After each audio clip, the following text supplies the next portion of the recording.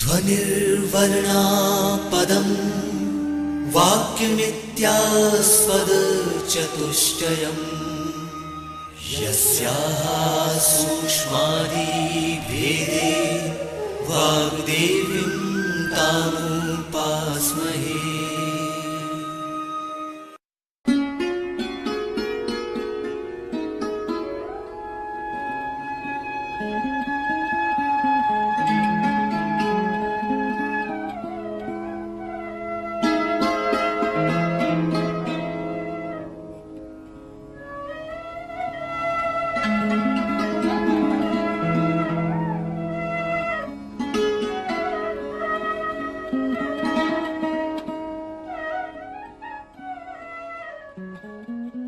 मध्य प्रदेश भोज मुक्त विश्वविद्यालय का इलेक्ट्रॉनिक माध्यम निर्माण और शोध केंद्र यानी EMPRC प्रस्तुत करता है सामाजिक कार्य विषय पर आधारित ध्वनि कार्यक्रम सामुदायिक संगठन के सिद्धांत।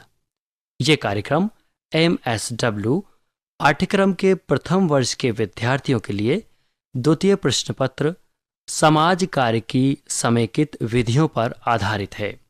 कार्यक्रम के विषय विशेषज्ञ हैं डॉक्टर SR बिल्लौरे।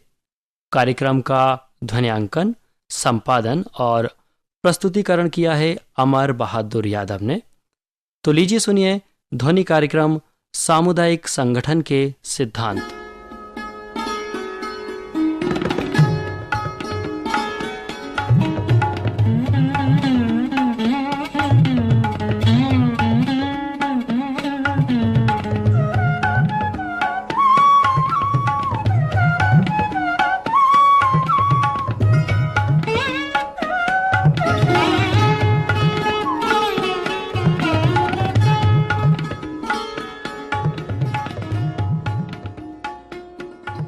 प्रिय छात्रों, आज हम सामुदायिक संगठन प्रक्रिया के कुछ सिद्धांतों की चर्चा करेंगे।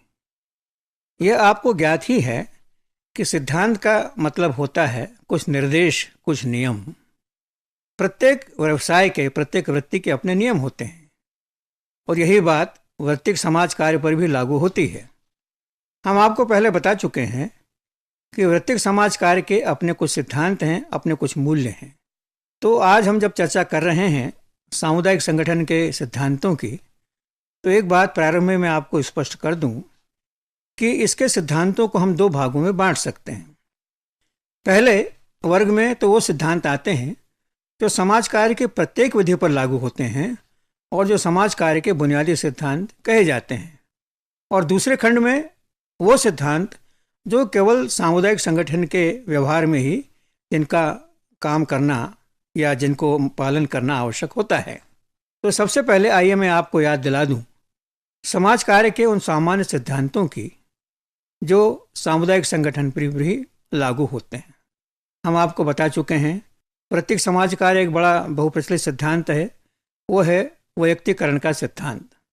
अर्थात कोई भी दो सेवार्थी बिल्कुल एक जैसे नहीं होते हैं, उनकी समस्याएं अलग होती हैं, उनकी आवश्यकताएं अलग होती हैं और उनके समस्याओं के कारण अलग होते हैं। वैसे ही सिद्धांत है हमारा मानव की गरिमा का। इस सिद्धांत का पालन सामुदायिक संगठन में भी होता है। एक और सिद्धांत हमने आपको बताया था, वो था स्वीकृति का सिद्धांत। अर्थात आपका सेवार्थी, चाहे वो व्यक्ति हो, समूह हो या समुदाय हो, जैसा भी है, जैसी भी स्थिति में है, आपको उसको स्वीकार करना चाहिए। फिर एक और सिद्धांत हमने बताया था आपको, वो था आत्मनिर्णय का सिद्धांत। अर्थात प्रत्येक सेवार्थी को अपने लिए खुद निर्णय करने का अधिकार है, उसमें हमको बाधा नहीं डालनी चाहिए। एक गोपनीयता का सिद्धांत था जिसके की चर्चा हम कर चुके हैं। एक और सिद्धांत हमने आपसे चर्चा की थी कि किसी भी हालत में आपको एक अदालत के जज की तरह अपने सेवार्थी के लिए निर्णय नहीं देना है, आपके पास में वो अधिकार है ही नहीं। उसी तरह से सकारात्मक संबंध स्थापन का सिद्धांत था। अर्थात जो भी सेवार्थी आपका है उसके साथ में आपके संबंध ऐसे सकारात्मक हों कि उनके माध्यम से समस्या का हल निकलने में हमको सहायता मिले। फिर एक सिद्धांत था कि सेवार्थी के लिए नहीं बल्कि उसके साथ काम करना चाहिए। अर्थात आपको सेवार्थी के लिए काम नहीं करना है बल्कि उसको प्रेरित करना है ताकि अपने समस्या का समाधान वो खुद कर सके। तो इस तरह से कुछ सामान्य सिद्धांत ऐसे हैं समाज कार्य के जो समाज कार्य की प्रत्येक विधि पर लागू होते हैं। लेकिन इनके अलावा प्रत्येक विधि के अपने खुद के भी सिद्धांत हैं। तो जिस विधि का आपको व्यवहार करना है, जिसको आपको प्रैक्टिस में लाना है, उसके सिद्धांतों की भी जानकारी आपको होनी चाहिए। तो उसी संदर्भ में आज हम आपसे चर्चा करेंगे दूसरे खंड की, अर्थात वो सिद्धांत जो केवल सामुदायिक संगठन पर ही लागू होते हैं। ये सिद्धांत वो हैं जो आप किसी गांव में काम कर रहे हैं सामुदायिक संगठनकर्ता के रूप में, अथवा किसी शहर में, किसी छोटे से कस्बे में, ये आपका मार्गदर्शन उसी तरह से कर सकते हैं जिस तरह से कि सामान्य जीवन में कोई व्यक्ति गीता या कुरान या बाइबल का अवलंबन लेता है, या उसको किसी प्रकार का भ्रम होता है, जिस किसी प्रकार की दिशाहीनता का अनुभव होता है। तो ये सिद्धांत हमारे सामुदायिक कार्यकर्ता का मार्गदर्शन करते हैं, एक लाइट हाउस का काम करते हैं, उसके भ्रम को दूर करने में सहायता करते हैं। लेकिन इसके पहले एक बात और मैं स्पष्ट यहाँ कर दूं, ताकि आपको किसी प्रकार का भ्रम ना हो। प्रिय छात्रों, एक उदाहरण लें। मान लीजिए हमको साइकिल चलाने के सिद्धांतों की चर्चा करनी है। अब ये चर्चा हम दो तरीके से कर सकते हैं। पहला तो ये कि साइकिल चलाते समय आपको ये करना चाहिए, उसका बैलेंस संभाले रखना चाहिए, आवश्यकता पड़ने पर ब्रेक लगाना चाहिए, अगर गति बढ़ानी हो तो पेडल जोर से मारना चाहिए, वगैरह वगैरह। यानी ये जो सिद्धांत हैं, ये सीधे साइकिल के आधार पर ही आपने उनकी चर्चा की है, अर्थात वो यंत्र जिससे कि साइकिलिंग की प्रक्रिया जिसके माध्यम से होती है। और दूसरा तरीका साइकिलिंग के सिद्धांत का ये है कि साइकिलिंग के सिद्धांत में साइकिल की आप चर्चा ही न करें, बल्कि सामान्य चर्चा करें कि इस तरह के किसी यंत्र का इस्तेमाल करते समय हमको संतुलन बनाए रखना चाहिए, इत्यादि इत्यादि। तो यहाँ हम पहली विधि का अवलंबन कर रहे हैं, अर्थात सामुदायिक संगठन के सिद्धांतों की चर्चा एक ऐसे माध्यम के जरिए हम कर रहे हैं जो सामुदायिक संगठन के व्यवहार में हमेशा हमको काम आता है। आप लोगों ने ज़रूर नाम सुना होगा सामुदायिक संगठन के जो प्रसिद्ध विद्वान थे प्रोफेसर M.G. रॉस। उन्होंने अपने किताब में the principles of community organisation में सामुदायिक संगठन के सिद्धांतों की विस्तार से चर्चा की है, और ये चर्चा उन्होंने एक समिति के माध्यम से की है। उनका कहना यह है कि अगर हम समिति के संचालन के सिद्धांतों की चर्चा करें तो अपने आप को सामुदायिक संगठन के सिद्धांतों की चर्चा हो जाएगी। तो उनका कहना यह है कि सबसे पहले समुदाय में जहाँ पर भी हमको सामुदायिक संगठन करना है, पहला सिद्धांत यह है कि वहाँ पर एक समिति का निर्माण करें। इस समिति में कौन होंगे? जाहिर है कि सामुदायिक कार्यकर्ता तो होगा ही, वो उसका गठन करेगा, वो उसका आयोजन करेगा, लेकिन इस समिति में अधिकांशतः उस समुदाय के ही लोग रहेंगे जहाँ पर कि उसका सामुदायिक संगठन का व्यवहार हम लोग कर रहे हैं। तो आइए इन सिद्धांतों की चर्चा हम करें, जो कि समिति के संचालन के भी सिद्धांत हैं और सामुदायिक संगठन के भी सिद्धांत हैं। पहला सिद्धांत यह है कि समुदाय में विद्यमान दशाओं के प्रति असंतोष समिति या संघ की स्थापना तथा अथवा उसके पोषण का आधार होना चाहिए। सरल भाषा में हम कहें कि समुदाय में जो भी संघ या समिति बनाएं सामुदायिक संगठन की प्रक्रिया के लिए, उसका आधार होना चाहिए समुदाय के लोगों में असंतोष। असंतोष किस बात के प्रति? जिन दशाओं में वो रह रहे हैं, जिन समस्याओं के बीच वो रह रहे हैं, अपना जीवन यापन कर रहे हैं, जब तक उनके प्रति उनके मन में असंतोष नहीं जागेगा, तब तक वहाँ सामुदायिक संगठन काम हो ही नहीं सकता। इसमें सबसे पहला काम हमको ये करना है, जिस समुदाय में भी हम जाएं, गांव या शहर में, वहाँ किन दशाओं में लोग रह रहे हैं और किन दशाओं के कारण से वो लोग असंतुष्ट हैं, उस असंतोष को उभार करके, उसको आगे बढ़ा करके, उसके आधार पर हमको सामुदायिक संगठन के लिए संघ की स्थापना करनी चाहिए और उसी के आधार पर हमको आगे का काम भी करना होगा। दूसरा सिद्धांत, अब आपने जनता में असंतोष तो जागृत कर दिया दशाओं के प्रति। मान लीजिए शहर में या गांव में साफ सफाई की व्यवस्था नहीं है, शराब की समस्या है, कर्जे की समस्या है, बेरोजगारी की समस्या है, जो भी समस्या है उसके प्रति गांव वालों में आपने असंतोष तो जागृत कर दिया। लेकिन अगर असंतोष को नियंत्रित नहीं किया गया तो उसी प्रकार से वह बर्बादी ला सकता है, जिस प्रकार से कि नदी की बाढ़ अगर नियंत्रित न की जाए तो तबाही ला लेती है आसपास के इलाकों में। तो जो भी असंतोष जागृत हुआ है उसको हमको एक दिशा देनी पड़ेगी। और वो दिशा भी संघ के माध्यम से ही देंगे। अर्थात लोगों के असंतोष को उस विशेष समस्या पर हमको फोकस करना होगा, केंद्रित करना होगा, जिससे कि उन लोगों में कष्ट है, जिन लोगों में तकलीफ है। तो ये दूसरा सिद्धांत होगा। तीसरा सिद्धांत सामुदायिक संगठन का है, और वो ये प्रोफेसर रॉस के मतानुसार कि सामुदायिक संगठन को प्रारंभ करने अथवा उसे कायम रखने वाले असंतोष की समुदाय में व्यापक साझेदारी होनी चाहिए। उदाहरण के लिए गांव में पीने के पानी की समस्या है। अगर केवल 2-4 लोग उस समस्या से कहे कि साहब हमको बड़ा कष्ट है, तो फिर काम नहीं हो पाएगा। पानी का कुआं तभी बनेगा जब समुदाय में रहने वाले, गांव में रहने वाले अधिकांश लोग इस बात को महसूस करें कि हाँ साहब, हमारे परिवार की महिलाओं को पानी लेने के लिए 2 या 3 किलोमीटर जाना पड़ता है सिर पर घड़े रख करके। तो उसका समाधान यही कि गांव में ही इसकी कुछ व्यवस्था होनी चाहिए। और व्यवस्था क्या हो सकती है?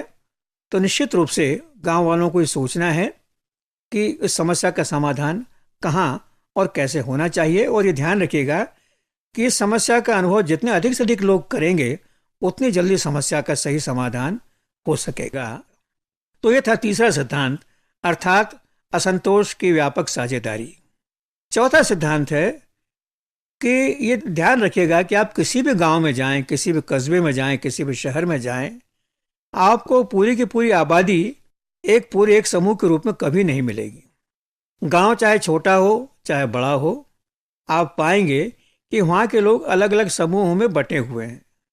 और ये विभाजन जाति के आधार पर भी हो सकता है, आर्थिक स्थिति के आधार पर भी हो सकता है, शक्ति के आधार पर भी हो सकता है, व्यवसाय के आधार पर भी हो सकता है। अर्थात पूरा गांव या पूरा समुदाय, उसके कुछ उप समूह होते हैं, छोटे छोटे समूह होते, लोग उनमें बटे हुए होते हैं।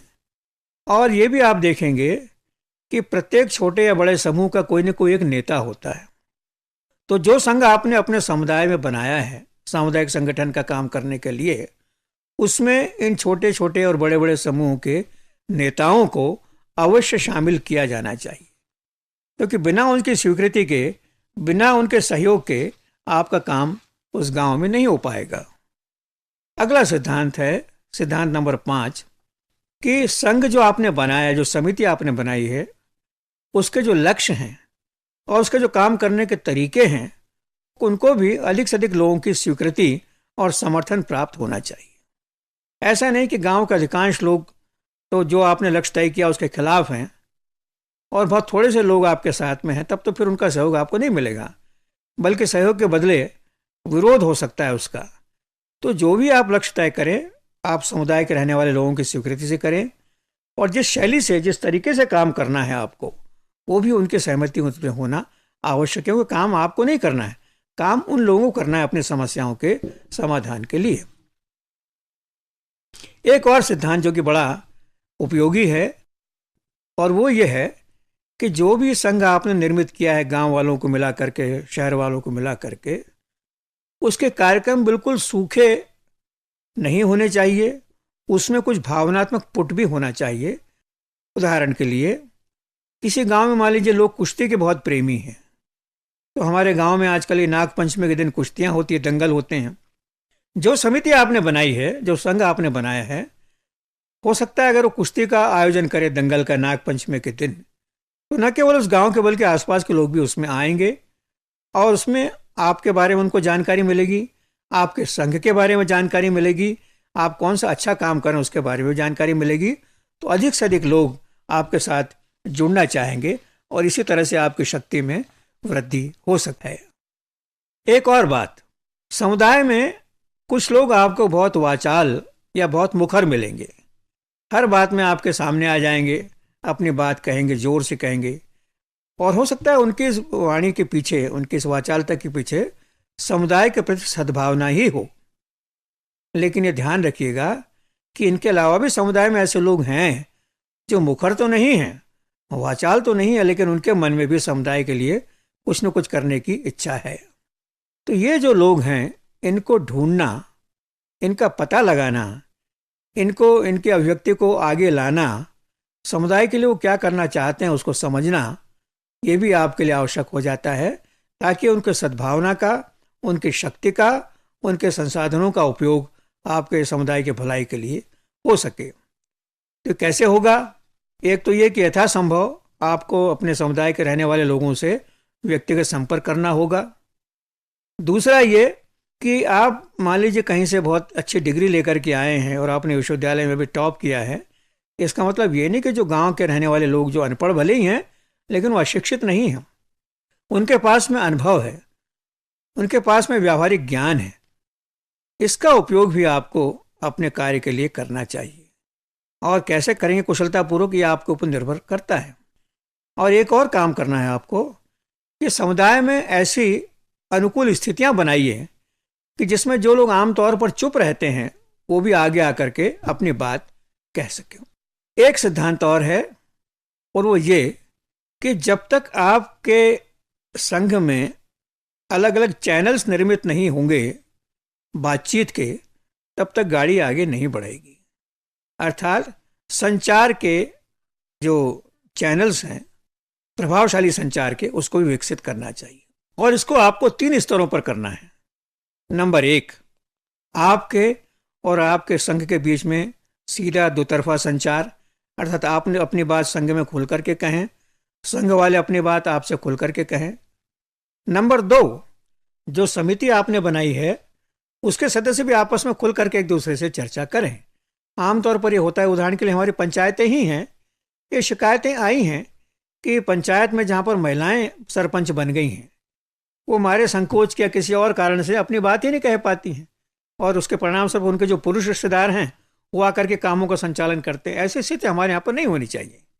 ये बताया गया कि जो तथाकथित दलित लोग हैं वो भी पंचायत के सदस्य होते हुए भी अपनी बात खुल करके नहीं कह पाते हैं।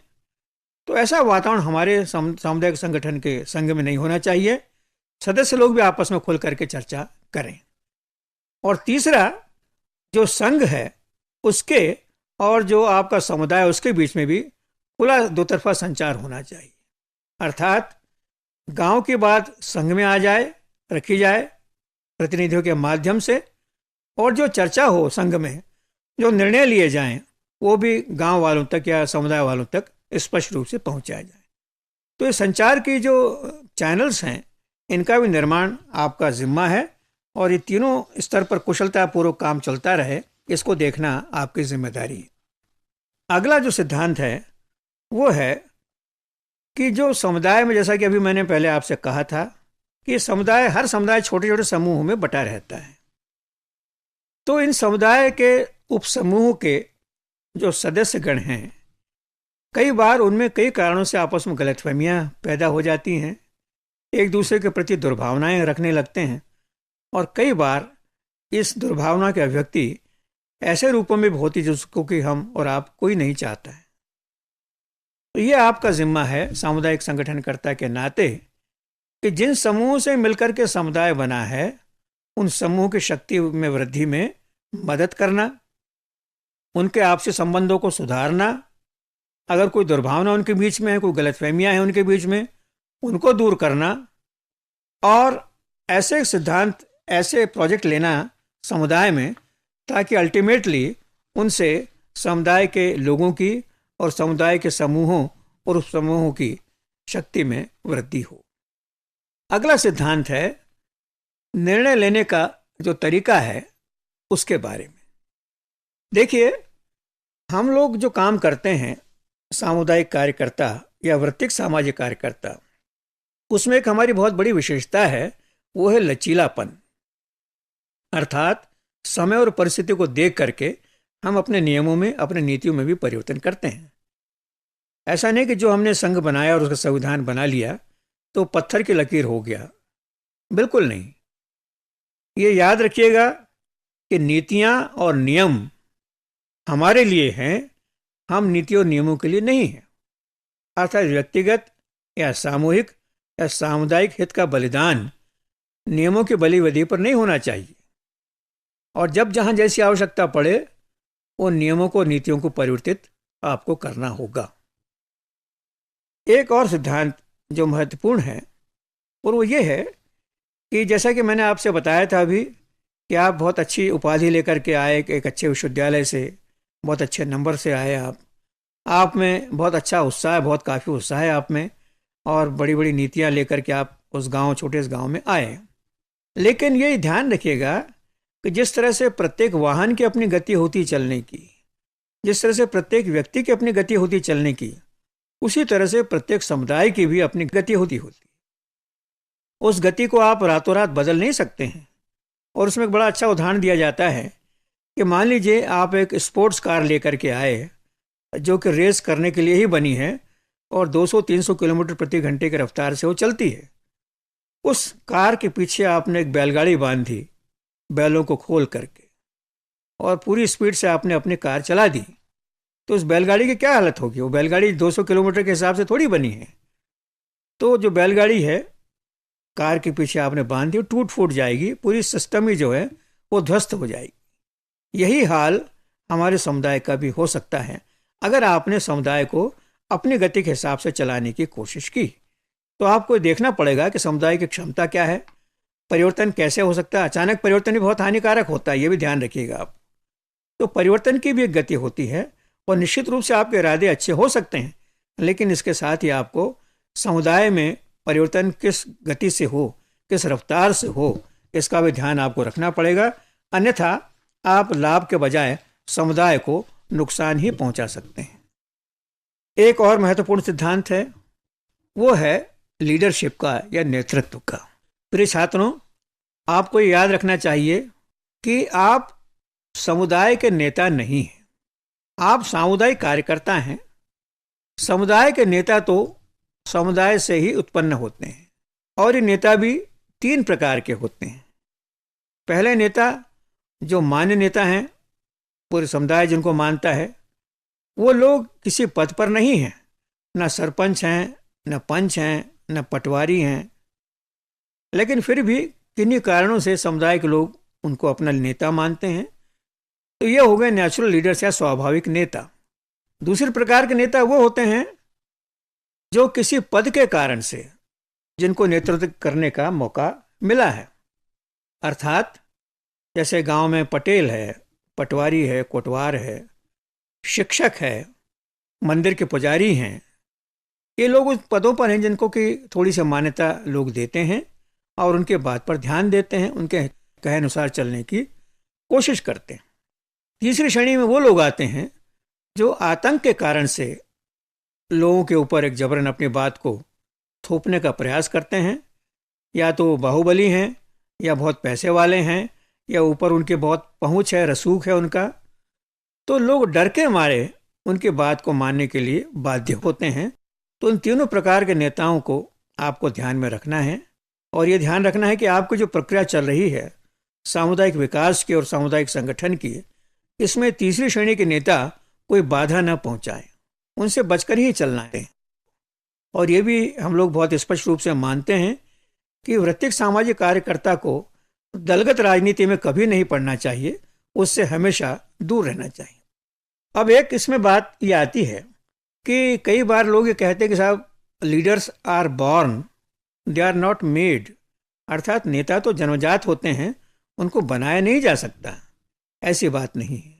मनोविज्ञान, खास करके सामाजिक मनोविज्ञान ने यह सिद्ध कर दिया है कि नेतृत्व विकास की भी कई विधियां हैं और लोगों को ट्रेनिंग दे करके, लोगों को उन परिस्थितियों में डालकर जिसमें कि नेतृत्व गुणों का विकास होता है, आप नेतृत्व का विकास कर सकते हैं।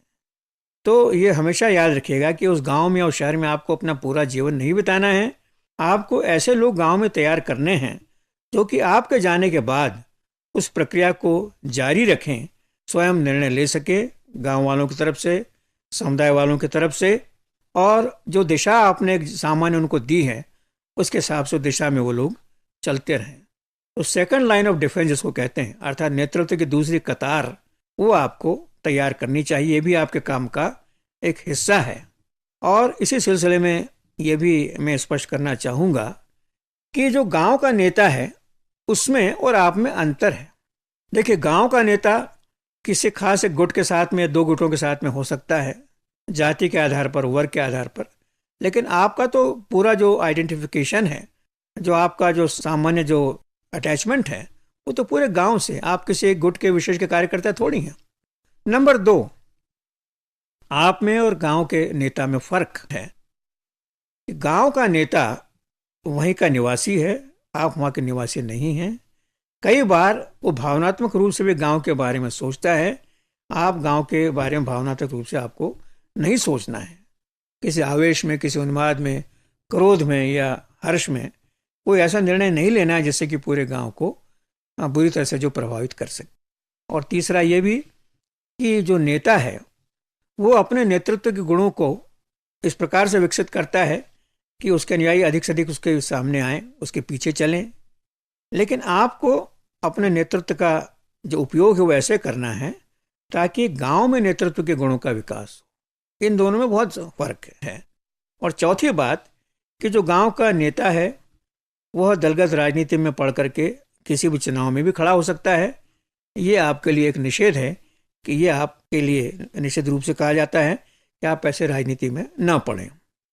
और अंतिम सिद्धांत जो कि सबसे महत्वपूर्ण है और वो ये है कि समुदाय में जो संघ काम कर रहा है, जिसको कि आपने गांव वालों के सहयोग से, समुदाय वालों के सहयोग से निर्मित किया है और जिसमें आप केवल मार्गदर्शक की भूमिका निभा रहे हैं, उत्प्रेरक की भूमिका निर्वहन कर रहे हैं, ये कोशिश होनी चाहिए कि अपने कार्यों के माध्यम से जो संघ निर्मित हुआ है, जो समिति बनी है सामुदायिक संगठन के लिए, उसमें अधिक से अधिक स्थायित्व आए, उसकी शक्ति में वृद्धि हो और उसकी जो प्रतिष्ठा है वो भी दिन दिन बढ़ती रहे। इसी से लोग उसके कार्यों की तरफ आकर्षित होंगे और अपने समुदाय के भलाई के लिए अधिक से अधिक बुद्धि का उपयोग करेंगे, अधिक से अधिक मेहनत करेंगे और अधिक से अधिक उसमें सहयोग करेंगे। तो कुल मिलाकर के आज हमने सामुदायिक संगठन के सिद्धांतों की 2 वर्गों में बांट करके चर्चा की। पहले वर्ग में प्रत्येक समाज कार्य के वो सिद्धांत जो कि सभी पर लागू होते हैं, चाहे उस व्यक्तिगत समाज कार्य हो चाहे समूह समाज कार्य हो। और दूसरी श्रेणी में हमने उन सिद्धांतों की चर्चा की जो सामुदायिक संगठन के अपने सिद्धांत कहे जाते हैं और इनकी चर्चा हमने उस संघ के माध्यम से की जो गांव में या समुदाय में सामुदायिक संगठन के कार्य के लिए निर्मित किया गया है स्वयं समुदाय के निवासियों के द्वारा।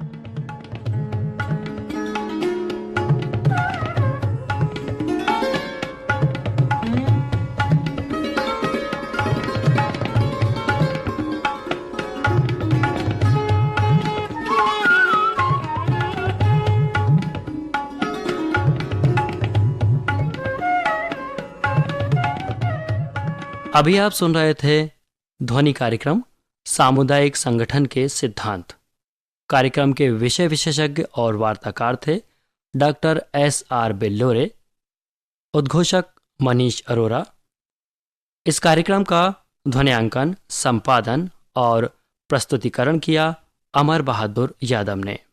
यह कार्यक्रम मध्य प्रदेश भोज मुक्त विश्वविद्यालय के इलेक्ट्रॉनिक माध्यम, निर्माण और शोध केंद्र यानी EMPRC द्वारा निर्मित किया गया।